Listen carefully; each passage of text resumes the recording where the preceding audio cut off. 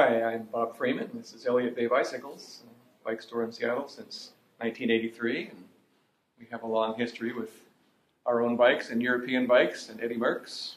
And I want to do a little historical comparison with the Eddy Merckx. That was a picture of Eddy in his heyday there with the World Championship jersey on, riding his Molteni Eddy Merckx. And here is a Molteni Eddy Merckx replica bike from approximately 1983.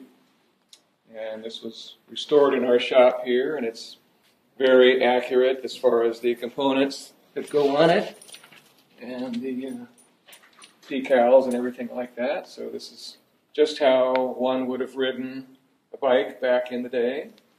And this is the state-of-the-art Columbus SL frame with the Campagnolo Super Record parts on it.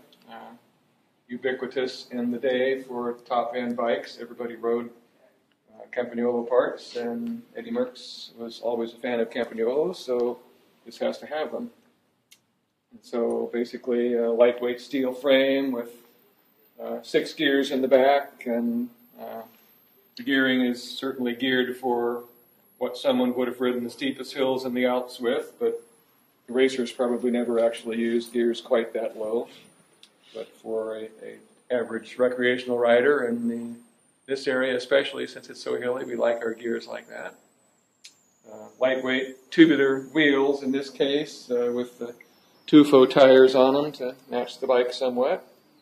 And riders used either high or low flange hubs, and the high flange hubs were thought to be stiffer and the low flange hubs were a bit more comfortable, so these would have been used perhaps in a criterium race.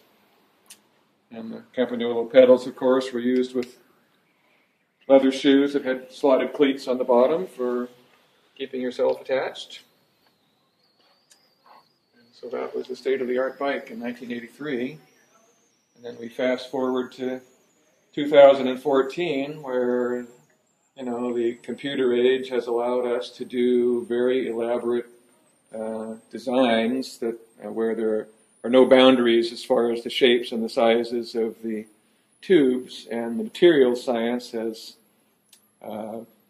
increased to the degree where frames can be significantly lighter and still remain very strong and have the right flex and handling characteristics to provide, the top-level racer the performance that he needs, and every bit of comfort and durability that is required of the job too. And now we have shifting systems that are electronic, which only makes sense in this day and age of technology, so that, shifting is no longer guesswork. It's practically guaranteed to get the right shift. And it sort of seems to go along very well with the high technology of the frame, the carbon fiber frame.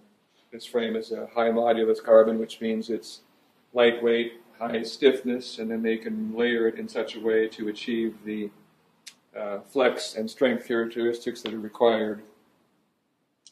And some things of the past, like round seat posts, are no longer required, because you can now make the seat post in any shape to fit the shape of the tube, and you can optimize the features of it that way, the aerodynamics and the strength and the flex characteristics of the seat post.